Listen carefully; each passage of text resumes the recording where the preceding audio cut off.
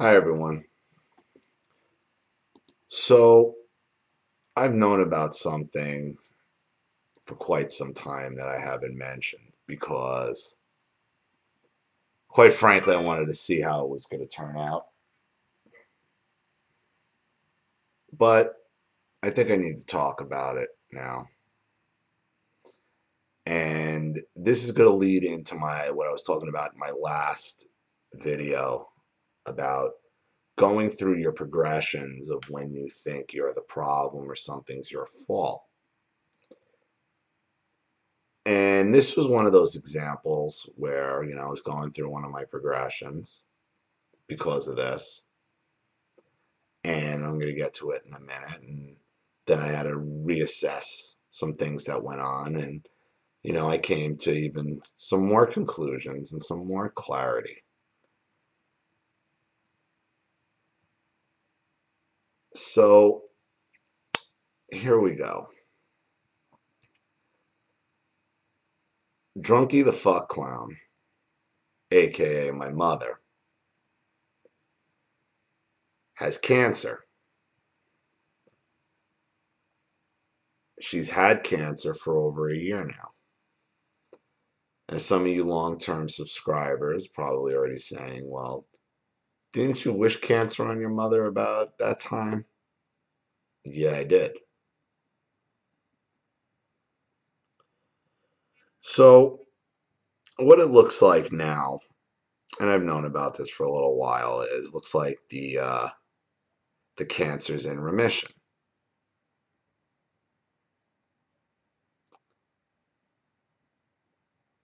And the fact that my mother has cancer is not what bothers me.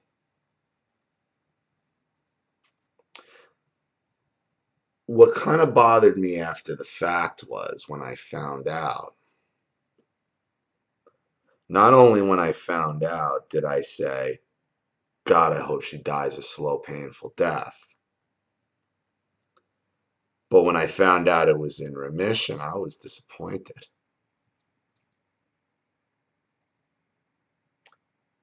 Now, I was bothered not because my mother was going to die. What was bothering me a little bit was, what does that say about me if my first reaction is, I hope she dies a slow, painful death? And my next reaction when I find out it's in remission is, damn, almost had her.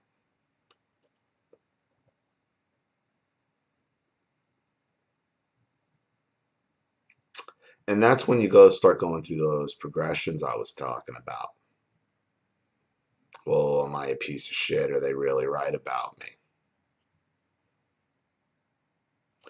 And as I was going through these progressions of why I was so angry and why I felt the way I felt,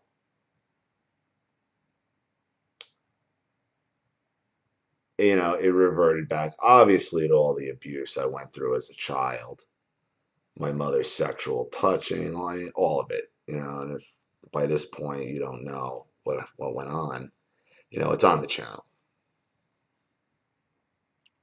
But then that again led me to what happened with my father, the divorce, the betrayal, the backstabbing. And again, and I've spoke about my aunt Lita, my father's sister, my father's second sister out of three, who died of a brain tumor, who had gone no contact with the entire family, except my grandparents for some reason. She would talk to them, and she kept minimal contact with Tina, the second sister that died of cancer of my father's, the youngest, who also got a divorce. And I'm gonna rehash this again. The story of Lita and why I feel the way I do about my parents, my family. And it was Lita, is what happened to Lita that really molded me. into my thinking about family, about my family, about my standing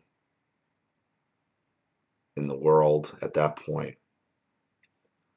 So I had talked about when I was 7, my Aunt Lita got married to my Uncle Greg. Greg is a smart guy, he's some kind of engineer, but what a mush mouth. Nice enough guy, but just a mope. Just a mope.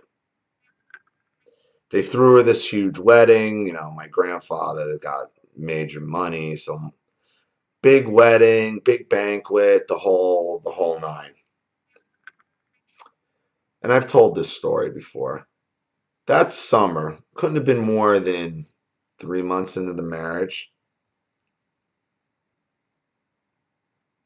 My mother comes up, we get up, we got to go to Grandma and Grandpa Schuster's. Why? Oh, well, your Aunt Lita is getting a divorce from Greg and the whole family's meeting. Okay. I was 7 years old at the time. All I knew was at the time was my grandparents had a pool. Awesome. But I remember the car ride down. My parents talking. What is she doing? So I'm like, wow, what is this? What's going on here? And when I walked in my grandparents' house, there was Greg sitting on the couch.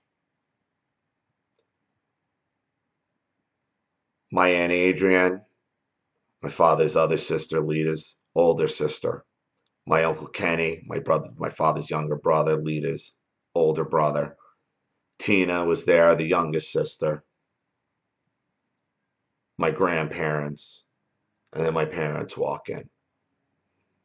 I even think my Aunt Pat and Uncle Freddie were there, who were Freddie's my grandfather's brother. Whole family was there. Bad mouthing Lita with Greg on the couch crying. So here I am, 7 years old, and my first example of what family is the entire family turning on their own sister and daughter and supporting the husband of 3 months. And at the time, Lita couldn't have been more than 24, 25 years old. And I talked about the following weeks where Lita was actually living down by where we lived, because we actually lived 30 miles from the closest one of my father's relatives.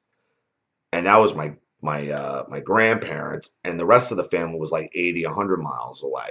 So we really didn't have much contact with them. But Lita ended up moving to Lodi, which is the next town over from where we lived.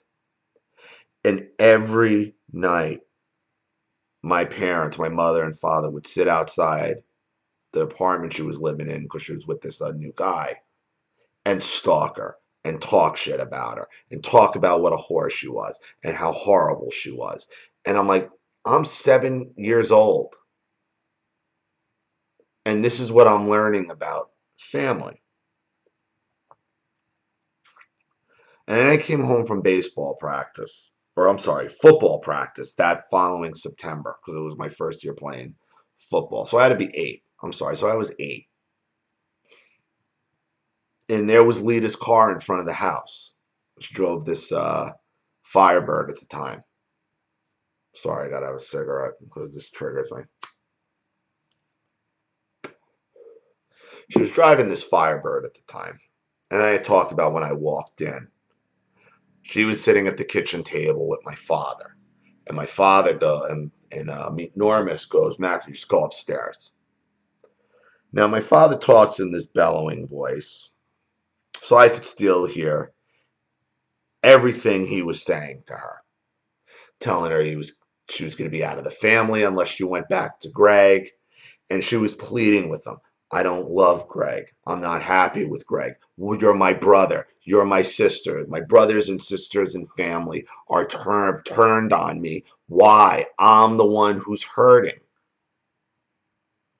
And that resonated with me because she was crying. She was like pleading for her life. Please don't make me go back to this guy who I'm not in love with. I'm 24 years old. You're going to do what we tell you to do, Lita. And if you don't, you're out of the family. And it was this litany of threats that my father was laying on her.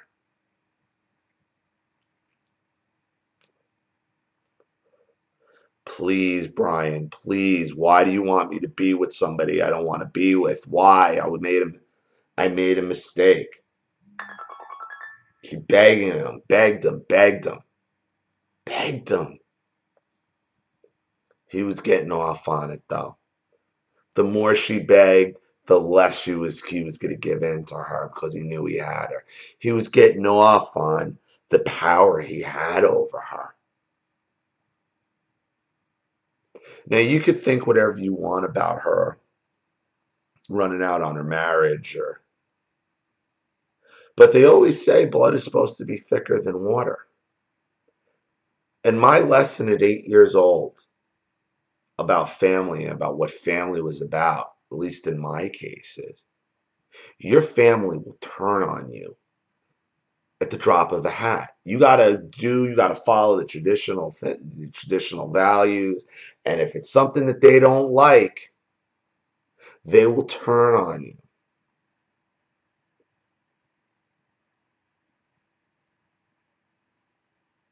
So that's why I stayed in my marriage for as long as I did, because I knew this was coming. And there was evidence of it. As I went through my progression, and when Lita finally went no contact, like maybe 8 years later, she cut off all the brothers and sisters except for Tina because Tina was the baby and I guess she didn't blame her. And for some reason, she couldn't cut off her mother and father. But the rest of them, she told them, you're all pieces of shit and I want nothing to do with it. And I didn't understand that nobody understood what she was doing. I didn't understand what she was doing at the time. But now I got it. She had gone no contact.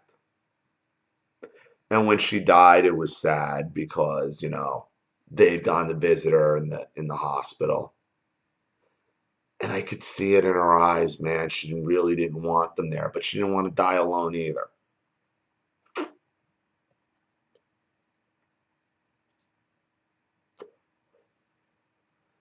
So then you fast forward, and I spoke about this to his youngest, to my father's youngest sister, Tina.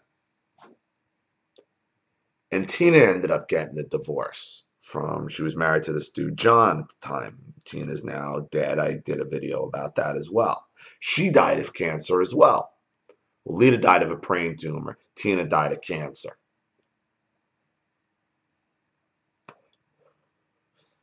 Mind you, meanwhile, my father's been faking a disability for 20-something years. Meanwhile, his actual sisters are dying. But Tina had problems in her marriage for years. They were constantly fighting. I have it on video. I have them having a fight and actually almost basically breaking up at my wedding. It's on the wedding video of my first marriage.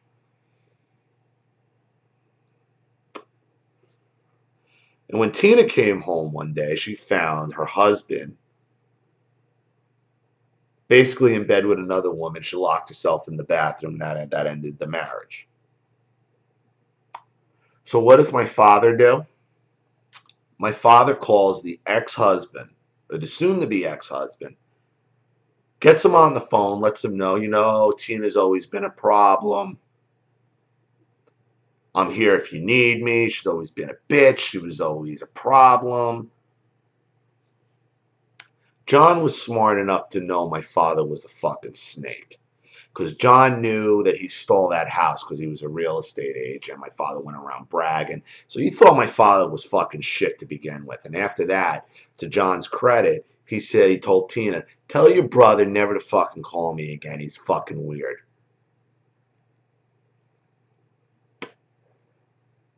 Tina never called him on it because she probably didn't want the drama, but he was going to do the same thing to her that he did to Lita, trying to get power over her. But it didn't work.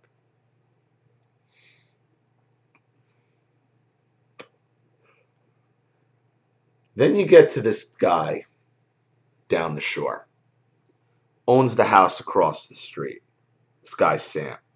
Owns a construction company in Jersey. The guy's friggin' loaded. Like, he's got money. My parents got money. My family's got money. This guy's got money.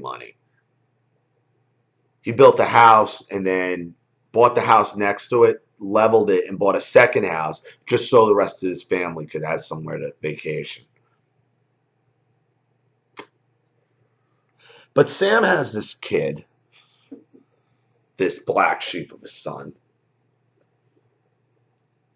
who he had to cut out of his will, and he had to disown. And meet Normus, my father thought that was the greatest thing. He couldn't stop talking about it. He admired Sam, like, and I could see it right there and then. I'm like, if this motherfucker has the chance to do this to me, he's going to do it in a heartbeat. I could see the thrill he's getting just hearing about the neighbor doing it. So that's why when it came time for me to finally leave and file for a divorce and man up instead of living in a van in my backyard, I knew my father was going to do to me what he did to me. I knew he was going to stab me in the back and end up supporting my ex-wife and do the same thing he's done to his two sisters, and the admiration he gets from people, cutting their own family out, and then claiming the moral high ground. Oh, I had to do it. Like, oh.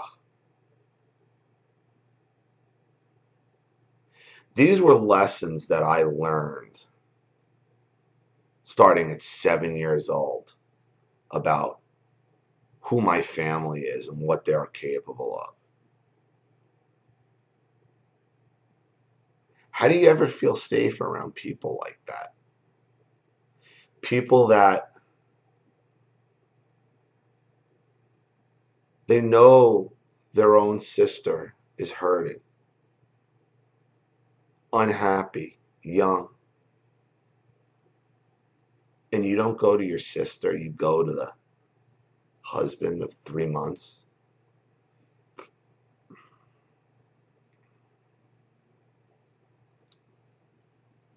And my mother stood there riling up every time, bringing it up, talking about it. So I knew this was going to end up where it ended up with my situation, my divorce, my ex-wife.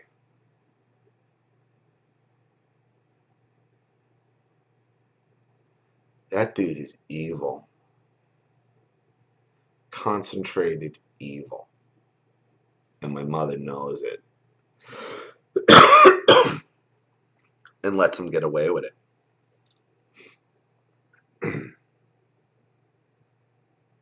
That's why I wish cancer on her. That's why I still wish cancer on her. And that's why I would hope she dies a painful death. It's also why I really don't feel my guilt for saying it.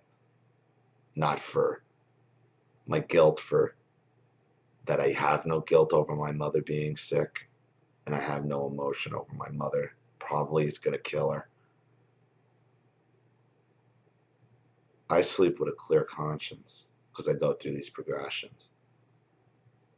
And I go down the road and I take it wherever it follows me. And sometimes you're going to have to go down the same road 100 times before you could see something for what it is. 7 years old and the whole family was around the ex-husband throwing their sister under the bus. She cried. She begged my father, please don't do this to me. It only emboldened him. It only bolstered him. That's true evil.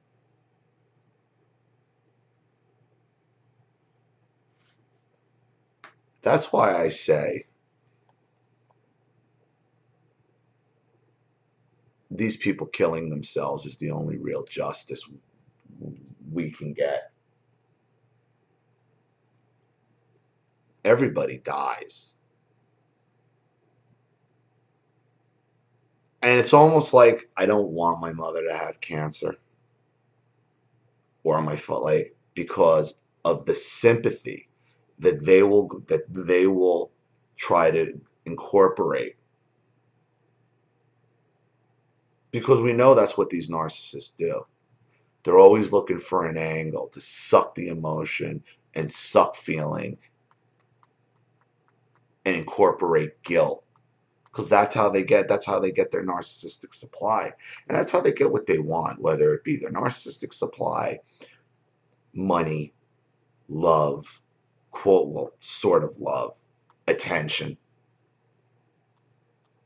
sympathy. That's what they do.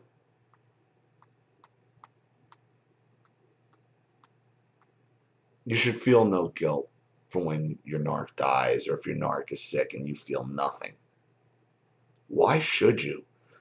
Look at what they've put into your heads. Look at what you've had to deal with these people.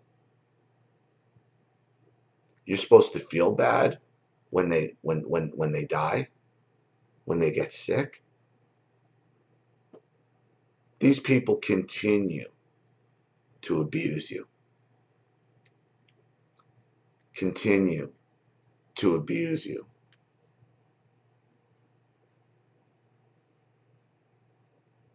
And they won't stop. So you're entitled to feel however you feel about them. You know, in the video where I played the South Park episode of What Should Happen, I never did play the payoff. So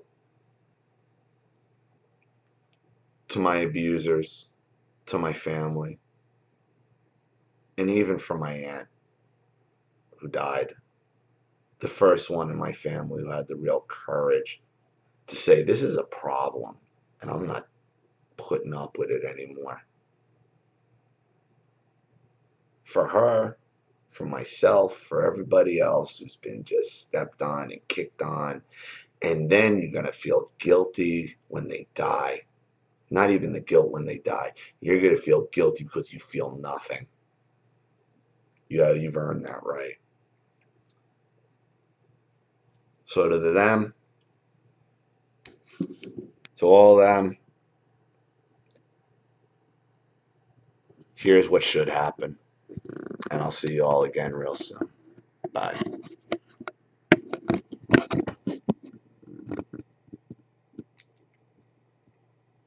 That's a good idea. Folks, these are not your average peridot craponite earrings. These are 18 karat gold. And we got, oh, do we have a buyer on the line? Hello? What are you waiting for? Kill yourself. All right, God damn it, we got another comedian. Ever since that little kid called up, now everybody wants to call and tell me I should kill myself. Do it right. Do it. Folks, this is an 800 number. Every time you call and tell me to kill myself, it's costing us $2.36. So now, how about a caller who wants to buy jewelry? Yes, hello, sir? You're too scared to do it, aren't you? You don't have the balls. God damn it, I'm not scared to do it. Nah, you're scared. You got lady balls. Girl, I'm calling about the peridot earrings. Yes, ma'am. They look good on your dead body. Why don't you kill yourself? All right, that's that. That there's the straw that broke the camel's back. I got a gun right here. What do you think about that? Put it against your temple and pull the trigger.